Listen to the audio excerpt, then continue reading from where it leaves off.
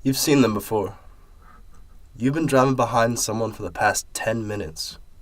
They're going 15 or 40, and each second you spend behind the incredulously slow driver, the more frustrated you get with their miles per hour. You finally make it to your turn lane and put a face on who was driving so slowly. That makes sense. It was an old man. That was me. For most of my young adult life, I had little patience and hardly compassion for the elderly. The only encounters I had with them was when they were holding me up when I was driving, in line, or in some other public place, while they looked confused and moved around at an absolutely pedestrian pace. One typical Saturday, my best friend from home and I were working out at our local YMCA. In the small community center, we exercised an attitude that we owned the place. After all, we were two young men, anxiously awaiting the time of our lives at our respective universities. Compare that to the old fellow using the machine that we were anxiously waiting for. He was completely bald and riddled with wrinkles. He wore ill-fitting khakis and a polo shirt, and while lifting a feeble weight, seemed to look utterly confused, as if he didn't know how he got there.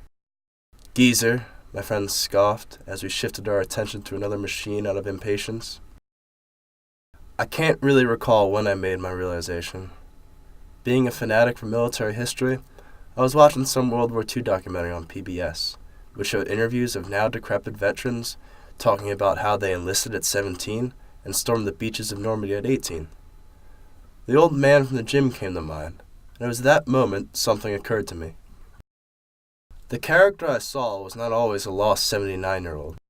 No, he was also once an 18-year-old who thought he was at the top of the world.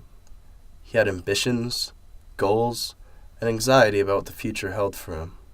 He perhaps was married, fought for our country, founded a business, or helped someone in a profound way.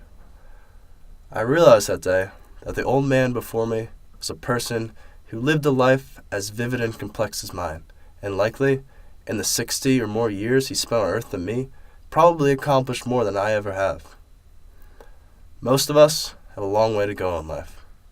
We have 70 years of experience, love and loss, accomplishments, defeats, learning, growing, and aging ahead of us.